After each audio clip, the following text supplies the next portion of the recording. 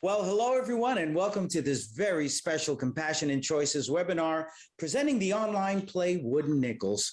My name is Dr. Jeff Gardier. I'm a board-certified clinical psychologist and professor of behavioral medicine at the Turocom Medical School in New York. And for the past several years, I've been working with Compassion and Choices. Now, if you didn't know, you'll know now. Compassion and Choices is under the leadership of President and CEO Kim Callanan, and this incredible organization is dedicated to improving care, expanding options, and empowering everyone to chart their end-of-life journey. And one of its primary functions is advocating for and ensuring access to medical aid in dying, which brings us to our feature today, the online play Wooden Nickels. It's written by holistic healer and playwright Devorah Medwin. She's a director of development and education at Revival, an online platform that defines itself as a mindset and a movement dedicated to death literacy. And let me tell you a little bit about Wooden Nickels if you haven't seen it. Well, this is a unique online performance that showcases a family grappling with supporting their aging mother and respecting her wishes for autonomy while managing the logistical realities of her living situation and potential care. Something that I think many of us really here can identify with. Now, Kiki the Matriarch, featuring Nikki Patton, and her three daughters talk on a Zoom call. The reality of their dialogue, full of conflict, love, and fear, is really compelling for those of you who've seen it. And for those of you who haven't seen it, we'll let you know how you actually can. And they are joined on this particular Zoom call, or one of the Zoom calls as part of this play, by Compassion and Choices President Emeritus Barbara Coombs, playing herself, an expert in health policy, an attorney, an author of the book that I've talked about many, many times, Finish Strong, Putting Your Priorities First at Life's End. And she joins the family here to provide a consultation and walks Kiki and her daughters through the difficult realities they face and the resources that can guide the conversations that they have ahead. She does really come to the rescue. So Devorah, Barbara, welcome. It's so great to have you here on this workshop. Thank you. So, Devorah, I've got to turn to you first, because I have been scratching my head on this for days and days and days and days. Wooden Nickels. This has become like sort of like a Rorschach card for me, okay? I've been trying to figure out the significance of the title. You know, I know the definition of a wooden nickel is a commemorative or souvenir token, something utterly worthless, accepted as a gift or purchased by a gullible person like me. I've had many wooden nickels. I've gotten them from, many, many different places. My OCD is going haywire. Please, please, please, please, Devorah, why Wooden Nickels as the title here? It's a great question. I appreciate it. Thank you. Because often people don't ask. And so I like that people make up their own. And I'll share with you what my idea was, and then one that somebody who watched it sent to me what their experience was of it. A wooden nickel is kind of a dud. It's not what we expect. It's not the shiny, it's not money. It's often not really worth anything. But it represents something. And a lot of these issues that we're talking about are things that, we don't want all these large life experiences to happen. We would prefer if nobody ever got sick, maybe if nobody even ever died, although that would make things pretty complicated in the world.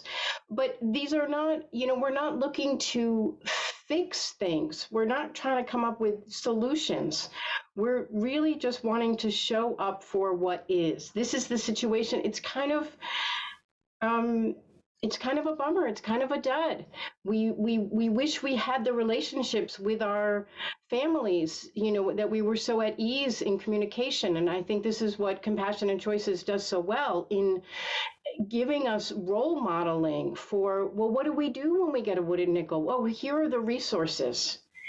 we're not offering you a pot of gold. We're saying, yeah, here's the tough stuff. And then I had a woman who participated in one of the workshops say, in relationship to her parents and a kind of estrangement, this won't be unfamiliar to you both, a sort of estrangement that happened in the family after her parents died because they hadn't taken care of any of their paperwork.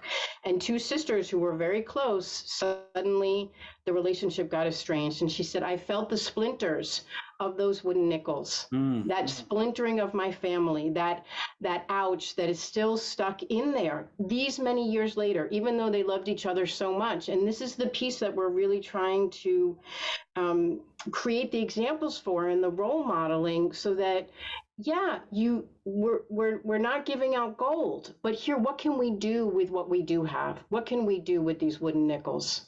Facing the reality, facing the fact that you can make a difference, but it's not going to be perfect. I think, Devorah, I kind of had it, but thank you for clarifying that for me. Did I itch your OCD? Did that feel better? Did you get it?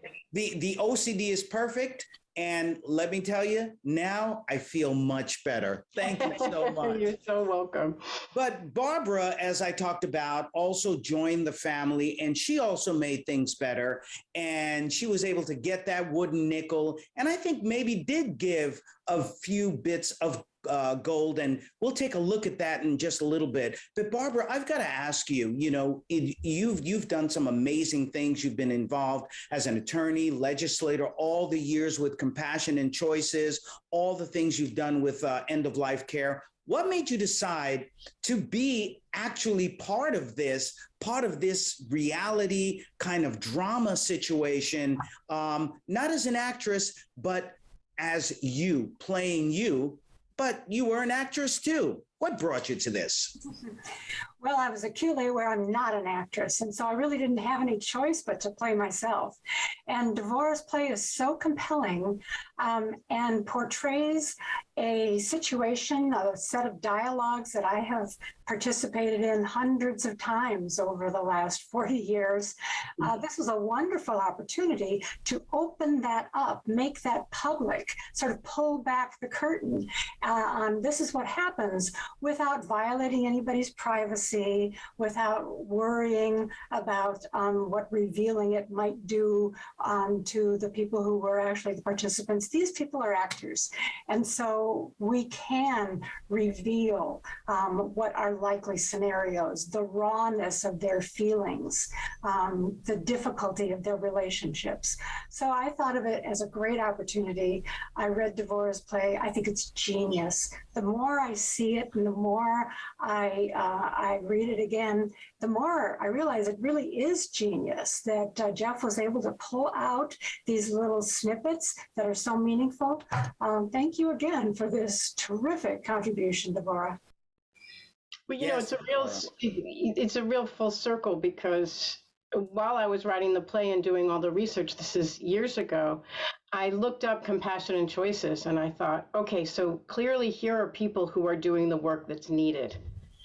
Now, how do we get this? And that was my aspiration, to one day get in touch with Compassion and Choices and be able to make these kind of connections. And then it all happened organically. And it's still continuing to happen. And Devorah, I've got to ask you very quickly, Bovival, you talked a little bit, or, as I introduced, death literacy. How does that tie in what you've been doing with Bovival with what you're doing now with Compassion and Choices, and then, of course, getting to wooden nickels? I think of it in terms of entry points. These are there are conversations that we need to have. There's paperwork we need to fill out. But most of these things are things that we all go, oh, no, I don't want to talk about it. Or we start to fill out the paperwork and stuff comes up, because it's uncomfortable and we don't like to be uncomfortable. We don't have a lot of experience with it. So how do you find your way into the conversation. How do we take the next step after the knee-jerk reaction of, I don't want anything to do with that? And then we take, if it's our healthcare proxy or a living will, and we put it in the drawer. Okay, I'll deal with that another time. And then years go by and okay, I still haven't dealt with it. How do we step in? And one way to do that is by engaging the imagination. We're used to, when Peter Pan flies across the screen, we don't cross our arms in disbelief. We're like, oh, yeah. So that muscle of imagination works. And we can use it to help us get into those more uncomfortable nooks and crannies. And that's what I think Compassion and Choices does really well. And that's what Bovival is doing, and the work that we're doing here to step into the people's, our stories are not so different. We each have a different shift on it, tweak on it. But at the end of the day, we're grappling with things that are hard to grapple with. We're dealing with stuff that most people never expected to have to deal with. Now, what do we do? That's right. And as we see in Wooden Nickels, the time does come for some of us, as much as we want to be in denial about getting older, as much as we want to be in denial about the possibility of developing dementia, it does happen. And that is, in many ways, an opening point here for this conversation about what do we do about planning for our life in the future, making sure that we cover all our bases, especially when we start looking at dementia. So I would like to, if you don't mind, let's go ahead and play one of the clips. This is one of my favorite, where the kids are talking about Kiki and who's the mom and some of the signs of dementia that they start seeing. Let's go ahead and roll that clip. You have no idea, okay? You're not the one who comes home to pots boiling over the tea kettle screaming. No, you don't wake up in the middle of the night to find her standing in the middle of the house, clueless as to where she is, or sometimes even who I am. Like, sometimes even when I put her back to bed, she's annoyed at me for waking her up. Like, tell me how I fix that, Eve. Shit. How do I change that? You didn't say it gotten this bad. Well, it has. Mom, Okay, wait, and it hasn't. Okay, I mean, I don't know. Most of the time, she's fine. Okay, you'll see. Okay, there's no trigger. She just, I don't know. Maybe there is. She just fades out, and then she's fine. And that's something that we tend to see with the beginning signs of dementia. And I know, Devorah, some of this, of course, was coming from your own experience, where you were doing research on dementia and how, in fact, that may have played into your own life and your own experience, right? Yeah, we had, I think this was true for my family, and I think it's true for a lot of families, where I think it's even true for me. You start to question, okay, wait, I walked into the kitchen. What was I getting? Now I don't remember what I was getting. Is something happening to our minds? We're in a time of super stress. What is really something happening, and what is just aging? And when that happens with our parents or our spouses or our kids, it's really hard to, it's hard to know. What are the things that are worrisome? And of course, you don't want it to be true, whatever it is. So there's a lot of denial. And I think, Barbara, you can really speak to what people experience in that process. I think this is one of the most difficult things about the early stages of dementia, is the ambiguity of the condition and the uncertainty about its reality. It's so easy to play games with yourself and sort of ignore signs or diminish them, because it does wax and wane. What Joan says, well, yeah, it is this bad. And it isn't this bad, because sometimes it is and sometimes it isn't. So the first step in facing a problem, of course, is recognizing it and recognizing its scope. How broad is this problem? How deep is this problem? And that's particularly vexing with early dementia. I think they put their finger right on the problem. Hand it to Kiki to have the foresight, the courage, really, to put this in front of her children while it still is in its early stages. She's willing to say, I think it's happening. I'm pretty sure it's happening. We're going down a road. There's going to be a place in that road. There's going to be a threshold. There's going to be an intersection. I don't want to go through that intersection. Help me define that intersection and help me not go through it. There will certainly be lots of ambiguity and lots of uncertainty for this family before they get to that intersection. That's right. And, you're both spot on with that. As a psychologist, I've dealt with many people with dementia, and we see that exact, that waxing and waning that you're both talking about. But then there's the other aspect, right? And this is something, Barbara, you hit upon, the family dynamics, right? What begins to happen with the family, and why we talk about end of life planning, why it's so important, so that the family is not thrown into chaos, but there's the denial and all of those other things that go around this idea that we've got to do something. And we also see the family dysfunction, which is very normal, which is part of that. And I want to show that in this next clip. And if you would, Devorah, right after this clip, tell me about these incredible actresses, Jackie Arend, played by Joni, Jackie Arend, who plays Joni, Allison Hammond, who plays Cal, and Deborah Rich Gettleman, who plays Eve. They are so excellent at this. I have a feeling somehow they've lived this themselves. Let's take a look at that clip. Let's try to remember there's no diagnosis here. Why don't we at least wait until the lady mom said from the therapy place is, Mom probably needs some vitamins or a good, like ginkgo biloba, or that Prevagen stuff for memory. In fact, I get those ginkgo bilobas at the gym, Joni. When you're with Mom in the morning, get her some kind of a, what's wrong? What's up?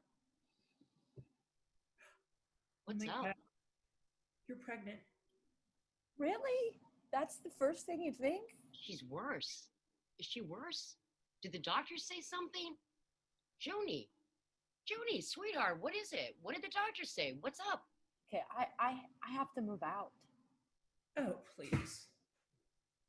Okay, I'm moving out. It's time. I have to. It's time? Time for what? Joni, after what you just said, she obviously can't live alone. You know it's not Joni's responsibility. Thank you, Cal. This is just a really bad time. Oh, right. Well, like she'd ever live with me. Yeah, like you've ever offered. She hates me. Eve, It's true. Joni, tell her it's true. don't be ridiculous. Joni! I'm sorry. It's not true. It's not true. Okay, no, Come because on. I told her to say that. Come on, I'm moving out. That is so selfish. Well, she can't stay with me. No, she can't stay with me. Not right now. Yeah, that was a good. Yeah. That was a good clip. I think there's so much in there. To answer your question of what you said before we went to that, the actors did something really remarkable. We spent a lot of time with the script improvising. So they would read the script and then we were going to improv. And in that improvisation, we found so much. They really went into those really real places. And then they brought that back and we added that into the script so that it's layered in that way. And I think that clip that you just showed really speaks to what so much of us struggle with. How do we take care of our own lives when something's happening in someone else's life? Where's that balance of, when they talk about the sandwich generation, when you're trying to take care of your kids at the same time as you're taking care of your parents? And where are the obligations and how do we, it used to be, I think, where parents came and lived at home with their kids. It doesn't really happen as much anymore. So now what does that mean? All these, or then, Deborah Gettleman, who plays Eve, does that wonderful, well, just take some ginkgo, just give mom ginkgo biloba. And so we Yep. have this kind of Yep. distant sibling who's going to send in, well, just Right. give her a supplement. That'll be fine. And Not Jackie, ginkgo biloba, ginkgo biloba. yeah, right. Exactly. So they're terrific. Allison Hammond, Jackie Aaron, Deborah Rich Gellerman, and Nikki Patton, just, remarkable actors and writers in their own right. And I really felt it. On the one hand, Barbara, you see a little bit of that denial at first, but then it's like the realization hits, and it's like, just as you're saying, Devorah, okay, hot potato, who's going to take her? You take her, I take her, but I have my life. I have to do this, I have to do that. And that is the worst nightmare, I think, of anyone, especially a matriarch or a patriarch going through something like this. I know that you've seen this many times. This is one of the places of raw emotion in the script, in the entire play. And Joni becomes emotional when Callie starts to do her denial thing. Mm-hmm. And we think that it's because of what's going on in Joni's life that she then shares. My take on that is, the other thing about it is that it is very lonely making. It's so isolating when people are not willing to join into your reality and go immediately to that denial. Joni feels so alone right then. As the primary caregiver. Right. And they're trying to saddle her with her mom. Well, how dare you want to move and have a life of your own? Well, that, plus it's just lonely. So this is what Callie does to Joni, but people should know this is what we all do to the person in our lives who is starting to face their end of life decisions. We do it to them. They start to have the conversation, and our initial impulse is, no, mom, don't talk like that. You're so healthy. You're going to outlive all of us. Well, that makes mom feel really lonesome and isolated. If we could just do one thing to change our behavior and drop that denial and meet people where they are, if they're willing to talk and think about mortality, can we bring it in ourselves to not leave them alone on that desert island all by themselves?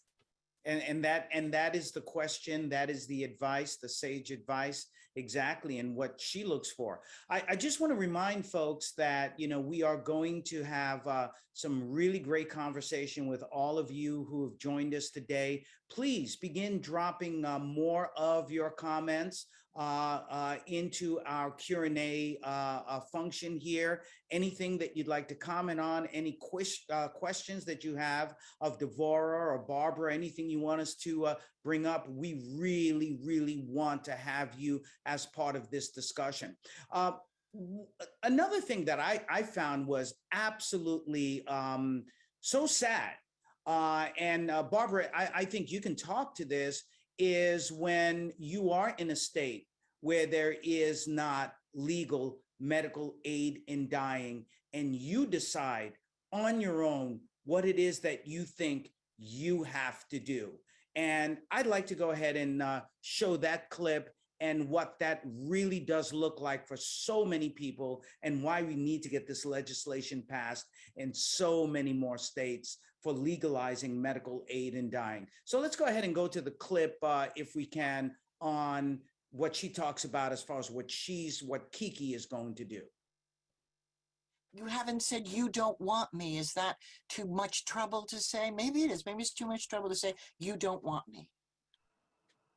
You're off the hook, girls. Is that simple enough for you? No one is going to infringe on your precious lives. You won't be put in that awkward position. I'm not going to ask that of you. So what's your plan, Mom? Joni, you know me well. It's really quite simple. Unless it's your idea to drag me off to some aged facility, I'm going to arrange for help around the house a few days a week. Later, when it seems necessary, I will have a nurse or an aide or a string quartet if I want on a regular basis. And then, ta-da! When it gets so that I am not partaking anymore, when I feel more absent in my life than present, I have a little box. Something that's very popular now. What are we going to call them? A darling box of little helpers. Pills? Mom, you have pills? Don't be so surprised, Steve. Lots of people have them now. They're very pretty, they're very little, and they're very, very strong. So, my dear girls, you have nothing to worry about except your own lives. Now, can I go make my tea now? No. What are you saying? No. I'm clear up until the living help. I'm not understanding the pills. It's not clear enough. No, it's not. Joni, can you help me out here? Yeah, you have pills which you're going to kill yourself with. Brava. Clear. So, Barbara, this is something that we see. I mean, this is so very sad that sometimes people find their own devices, their own methods, which may be absolutely tragic for themselves and certainly for everyone else. It's a sign of how isolated Kiki feels right now, that she's sort of reaching for that. And unfortunately for her, I mean, this situation comes up. What comes across is she feels a bit resentful.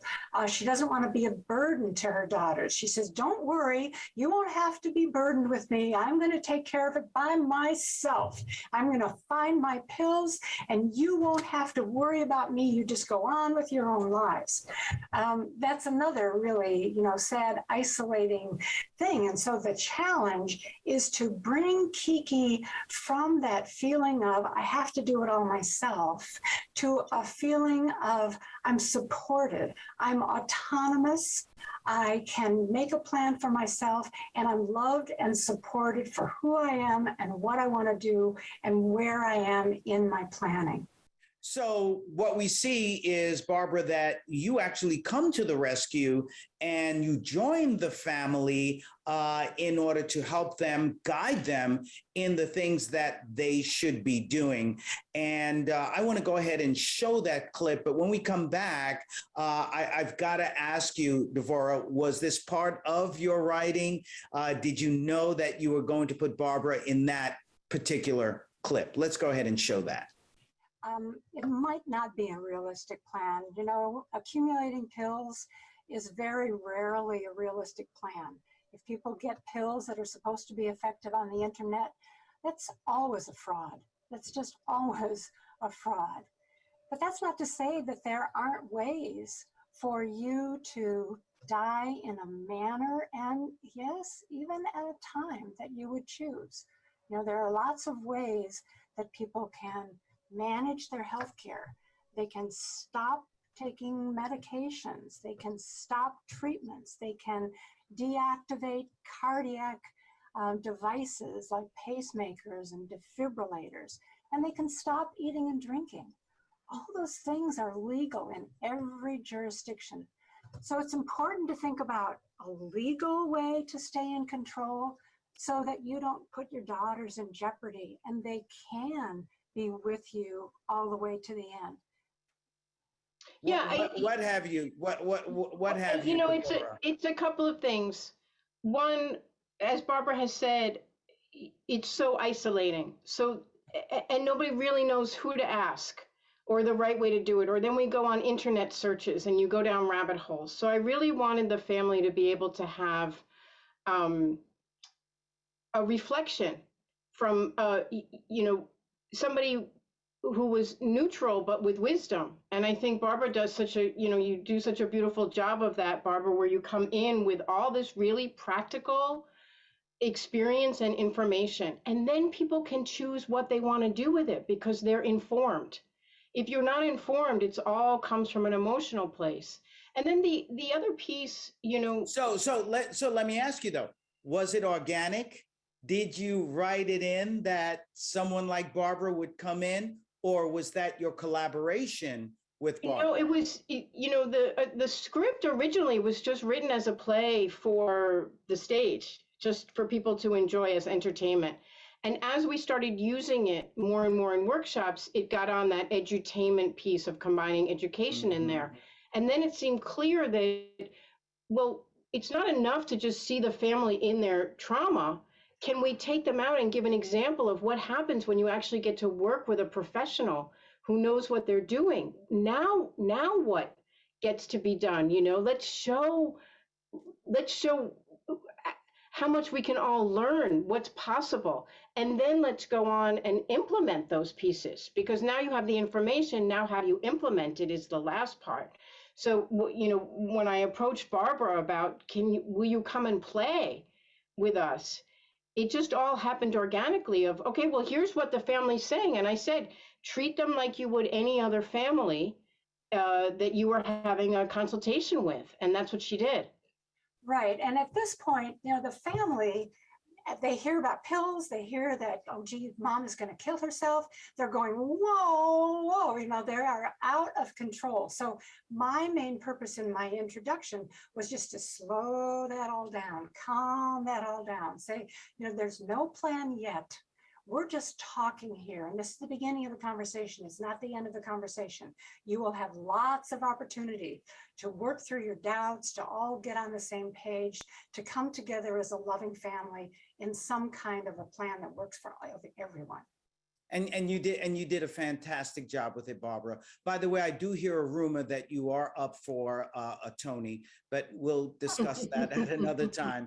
Once again, let me ask folks, go ahead and put your comments, questions about wooden nickels right here in our Q&A. We really do want to talk with you. I know you want to talk with Devorah. I know you want to talk with Barbara. So let's go ahead and get your comments in.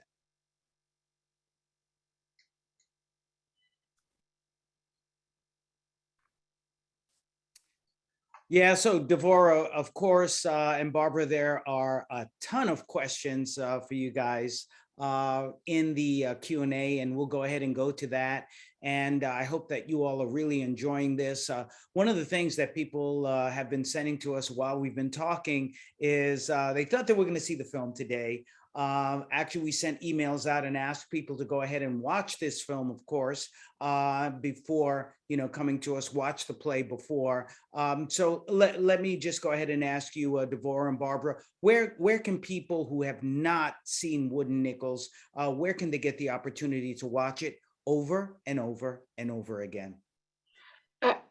I think, Barbara, correct me if I'm wrong, that they'll send out Compassionate Choices will be sending out an email after this, and it'll say exactly where you can watch it over and over and over again. And you can ask your questions over and over and over. It's one of the wonderful things about Compassionate Choices. There are all these resources on the website that you can go with your questions.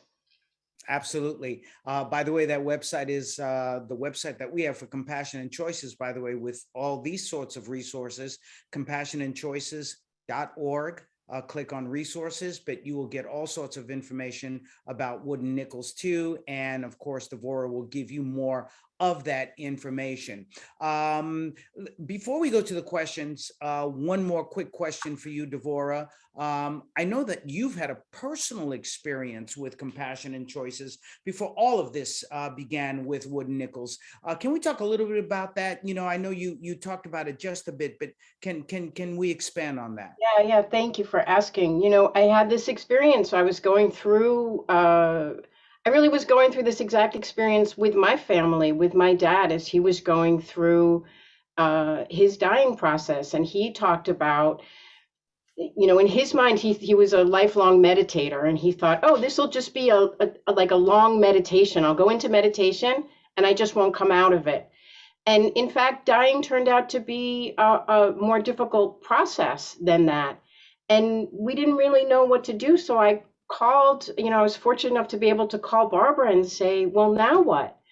And it's a kind of very Norman Rockwell image, but unexpected, that we had the whole family. My dad had the telephone on his chest and Barbara on speakerphone, and the entire family around, hearing Barbara talk about what our options were.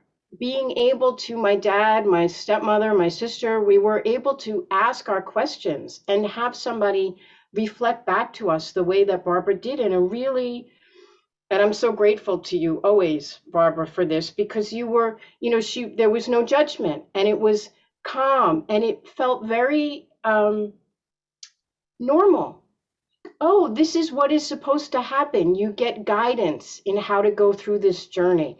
This is really valuable. And one of the things that Barbara talked about was V said, the voluntary cessation of eating and drinking, which is what my father ended up doing. And I believe it created a kind of peace for all of us because we had this wisdom and guidance that you so often don't get.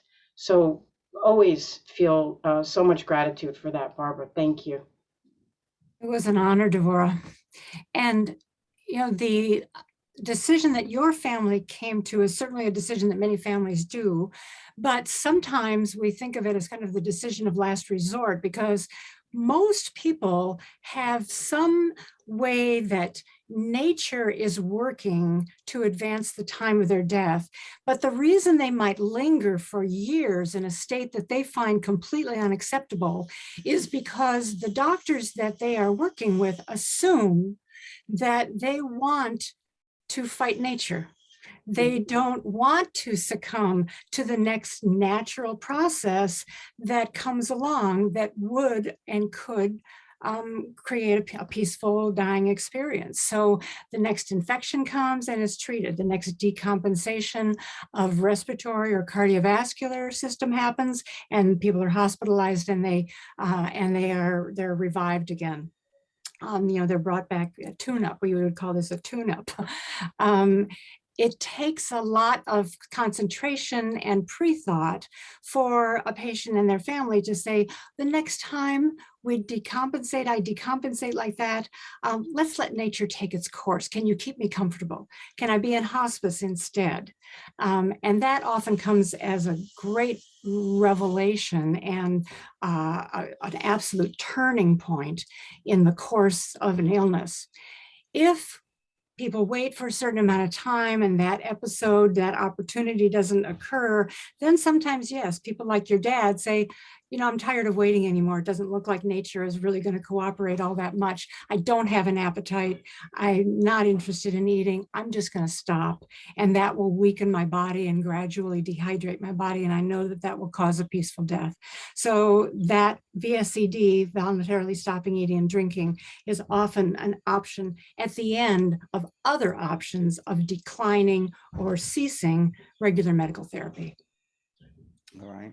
Let me reiterate here. I went ahead and gave compassionandchoices.org information for people to check out all of our different resources. And Barbara, you have some great resources there, including your book, and we could talk about that in just a little bit. But once again, you can go on our site and get information on this great play, Wooden Nickels, or we will be sending an email, right, to everyone with a link so that they can view it, sign up, and host, if they wanted to, their own Wooden Nickels event. And if you're lucky enough, you might even get Devorah to appear. So, that's something that Devorah might tell you more about. But we're asking folks to go ahead, Devorah and Barbara, to drop their questions into the Q&A function. And boy, do we have a lot of incredible questions for you both. One of the first ones here, one of our viewers asks, one of our participants, and Barbara, this may speak a little bit to what you had just discussed. I keep feeling how fortunate this particular mom was to have 3 daughters. Well, if you haven't seen Wooden Nickels, maybe she wasn't so fortunate at the beginning, but she certainly was fortunate as things went along. But I think about my own future without children. Even though I have a niece and nephew, it adds a whole other level of uncertainty and need to plan. What do you do if you don't have any children to help you plan? Basically, that you're on your own doing this. Barbara, what information can you give on that? Well, as you implied, there are upsides and downsides to having the supportive family, because we might actually have to fight with our family in order to achieve the autonomy that we want. But I think it is important to have a community of support. And more, I think friends are doing this for friends, retirement communities, continuing care communities. That might be a reason to move into a continuing care community while we still are vibrant and healthy, so that we can create those kinds of supportive environments around us. But the most important, probably, supportive person, second to our family, is our treating physician.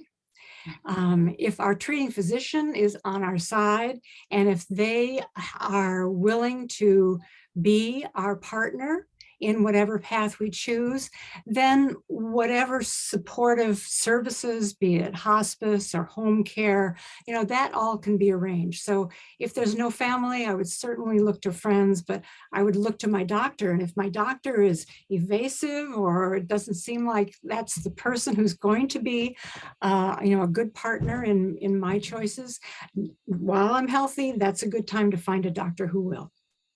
And Devorah, did you have other family members who were assisting you as you were doing the research and, working around issues with your mom and dad?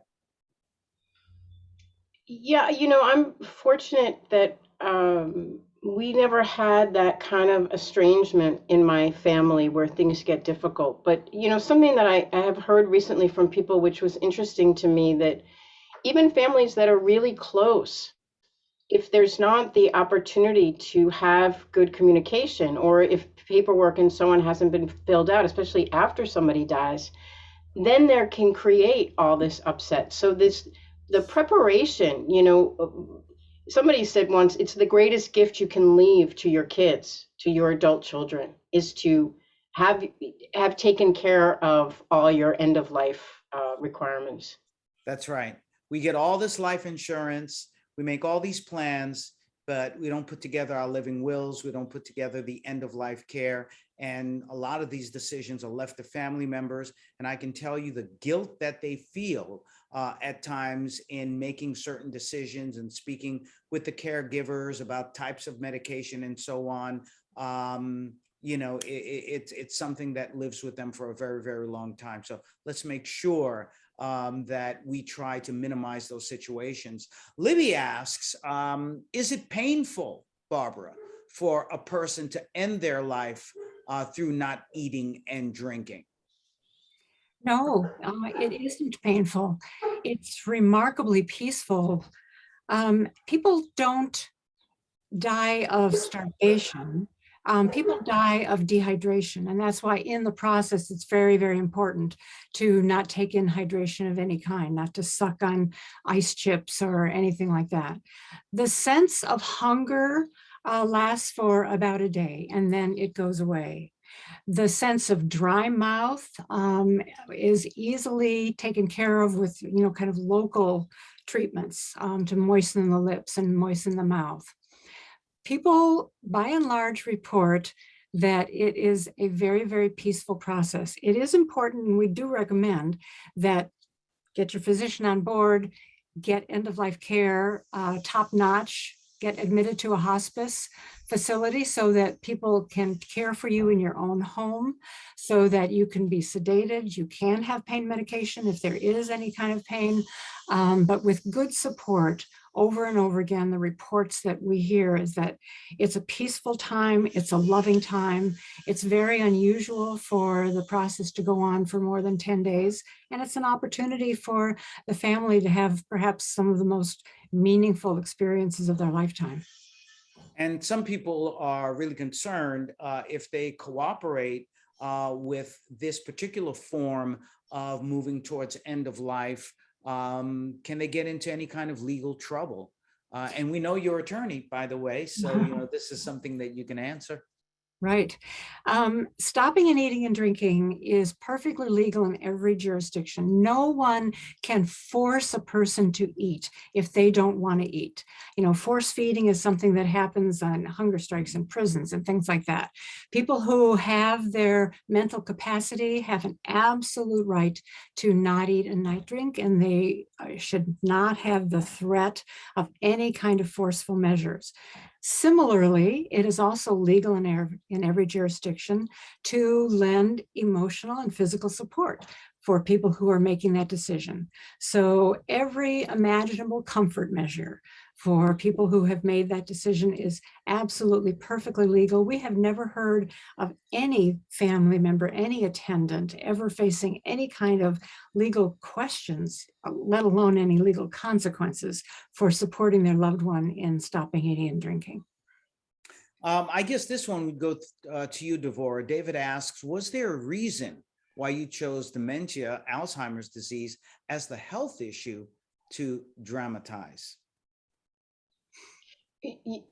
I wish that I don't have a particular reason. The character came and started to speak to me, and as a writer, you know, that's really exciting. You just start taking notes. But what fascinated me, and I think it was, you know, kind of, I don't know if perfect storm is the right way, but my mom had started to have some memory issues. She wasn't diagnosed with Alzheimer's at all, but it did start that question going. And then what I had heard from people, which fascinated me even more, was the experience of the caregivers. What is that? You know, caregivers' experience can be enormous and so life-changing and brutal sometimes. And there's also can be a kind of a growing and a peace in it if there's a way to find balance. Somebody said, you know, if you really want to do that kind of personal growth development, become a caregiver for somebody with dementia. And because it's so challenging. And I was interested in illuminating and finding support for the caregivers, because I feel like often, not just with dementia, but in general, caregivers can, we know their health can decline faster than the people that they're caring for. And taking care of yourself while you're taking care of someone else is I think one of the most difficult things. I see you nodding, Barbara. Yeah. Right. Well, it's a common problem is that caregivers do devote themselves so much to this extraordinary, burdensome care that, you know, sometimes their own frailty suffers. It's true. Oh, you're just muted. I knew we were going to get to, we were placing bets when we would get, you know, who would get to say that first. And let me tell you why that happened. I have 2 dogs, several kids outside, and I'm muting in between, sending messages. Can you ask them to keep quiet? Yeah. So there we go. I got caught. Barbara, and thank you very much, Devorah, because then yeah, of course, the most profound things, I know. But another legal question, Barbara, I guess this is for you, regarding this process. What about people who don't have legal capacity, but indicated previously that this is what they wanted to do as far as, you know, stopping the nourishment and so on? I think that completely depends on how enthusiastic a person who has no capacity approaches a plate of dinner. I can't see myself, and I have never talked to anyone else who felt comfortable honoring what they believed was a prior decision of a person who had no capacity, maybe even was quite demented, but seemed to derive pleasure, real pleasure from eating. It just feels wrong. It just feels heartless, and it's hard to do that for someone that you love. But rest assured, there does come a time in the dying process. There will come a time in the progression of dementia where people will lose their interest in food. They will lose their appetite. They will lose their sense of taste. And then it's a question of just not defaulting to the impulse to urge, you know, and even to start poking people in the mouth with spoons of food. You know, we can take our lead from the person themselves. If they seem hungry and eager, certainly let them eat. If they seem disinterested, don't force anything on people. And the natural process of dementia will take its toll. The problem again is that so often the medical people want to intervene. They want to give you appetite. They want to give this person appetite stimulants. They want to pass feeding tubes. They want to press, Ensure and other supplements on people. If there's no interest in that, there's no reason to give it if the family believes that's the right course.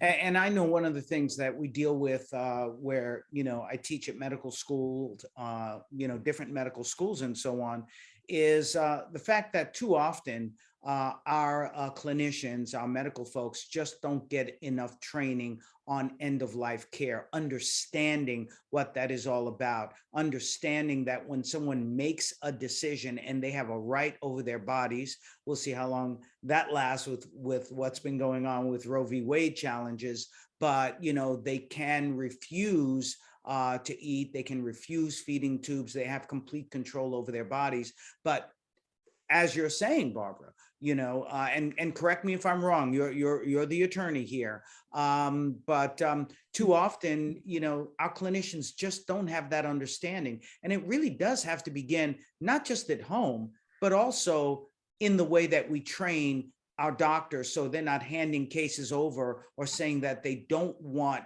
to be able to assist the patient when the patient has certain rights that they really should be following as physicians and other clinicians, right? Well, clinicians come into the treatment room with their own agenda and their own preconceived notions. Actually, I just was talking with a family the other day where the dad was in the hospital. He was actually mentally capable. He was in the but in very, very serious decline.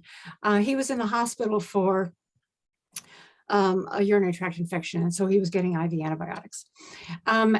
He didn't want to be there. He was asking his family how it could be arranged that he could die very soon. The family contacted me. We were starting to talk about all the things that could be declined, and a palliative care physician visited the family in the hospital, and it was her good news to the family. She said, "Nothing you have can kill you. We have treatments for everything that you have. You could live for another 10 years. And the dad is, really? I don't want to live for another 10 years. But it was this physician's preconception that, of course, this dad, who was very, very ill, he'd had below the knee amputations, he would never walk again. He was in a lot of back pain. He had many reasons to say that I would like to approach the end of my life in a collaborative way with nature. And this physician, this palliative care physician, is saying, no, we're not going to collaborate with nature. We're going to fight nature, and you're going to be alive for another 10 years. So it's getting the physician to listen to the patient and get on board with the patient's values, the patient's expectations, and the patient's desires for how they want this final journey to go. Yeah, and to me, that's just absolutely amazing. Talk about a lack of cultural sensitivity, a lack of cultural competence. You're a palliative physician, perhaps a geriatrician, and maybe we need more geriatricians involved who really do understand a lot of these situations. So really, it's up to our training that we give to all of these different clinicians. And that brings me to you, Devorah. I wonder, have you thought about, if it hasn't happened already, and please educate me, whether wooden nickels is something that you've thought about showing as part of a medical school curriculum? Yes, I love that idea. And we have started, one of the whole ideas behind the Wooden Nickels Project is to be able to play with, in improvisation, different clinicians, like we got to do with Barbara, and we've done it now with a number of other medical doctors, social workers, geriatricians, so that they get a chance to explore. And I think Barbara said earlier, it's a time when you don't have to be concerned about crossing boundaries or worrying about privacy. you actually get to get in there and explore. And I think this way, what we're doing in Compassion and Choices right now is what really serves as a great entry point. What's happening on Bivival, what's happening at Compassion and Choices. It's a way into the conversation for patients, for caregivers, and for doctors and medical schools. Absolutely. By the way, I do want to share a couple of comments, not necessarily questions. Aline says, well, she has a question. What are some ways to help a family deal with the denial that we saw in one of the clips? And certainly, Devorah, let me have you answer that, because I think it's important, because you dealt with that very realistically, dealing with that denial. Yeah, well, I mean, I would say, if we haven't already, there's great literature out there, like Barbara's book, Finish Strong. I think really arms you with the kind of, helpful guidance. And then to start now figuring out how to have communication with your family, not waiting until something has hit the fan. That's a terrible time. So practicing good communication, sharing, and we ourselves, we often talk about it as if it's other people, like we ourselves are not mortal. And so making sure that we ourselves have all our I's dotted and T's crossed as much as we possibly can. That's how to deal with it, I think, is to take care of what we can for ourselves. And then that's a role modeling for other people. Absolutely. By the way, Donna, I believe, says, oh, the dialogue between the family members was quite realistic as one of three sisters. Here we go. I totally got it. Thank you so very much. So, this, and it was so realistic, because this is not just about learning lines, right? For Barbara and for the rest of the cast, it really is about, in many ways, sort of like a realistic portrayal of what it is that they feel that some of these things about, and touching on their own experiences. Yeah, we get to see an example, and then we get to see it sorted out. We don't generally ever get a chance to, we just get to hear what's wrong. Now we get a chance to see, okay, well, what do we do? What can we do about that? How can we help? Absolutely. And we see here another comment or question, and I'll turn this one over to you, Barbara, very quickly as we're wrapping up. Does Compassion and Choices have a presence across the country? I can answer that one. It certainly does. Do you have a directory, online listing, contact information? And someone else had a question for you, Barbara, that I saw earlier. How do they bring you into the conversation with a family member?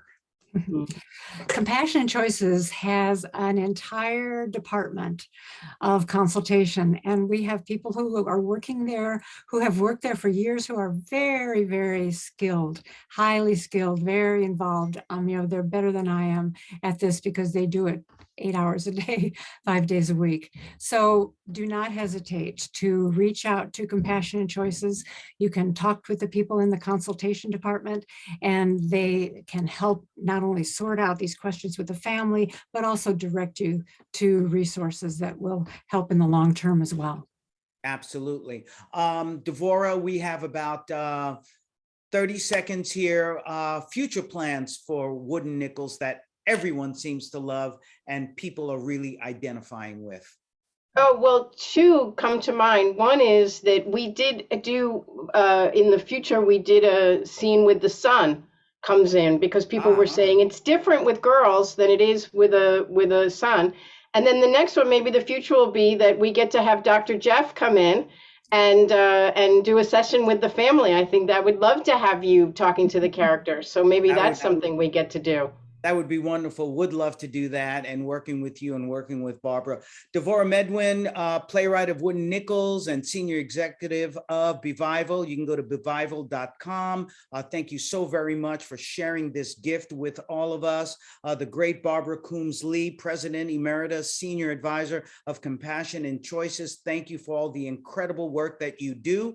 I want to let everyone know that we will be sending out a follow-up email with more information information about wooden nickels and the resources that we discussed around compassion and choices, and how you can actually have some private showings of wooden nickels, that would be so wonderful. By the way, Compassion and Choices is almost exclusively funded by folks like you. So if you'd like to make a donation, you can do that at compassionandchoices.org/donate. Again, compassionandchoices.org/donate. We really can use your help.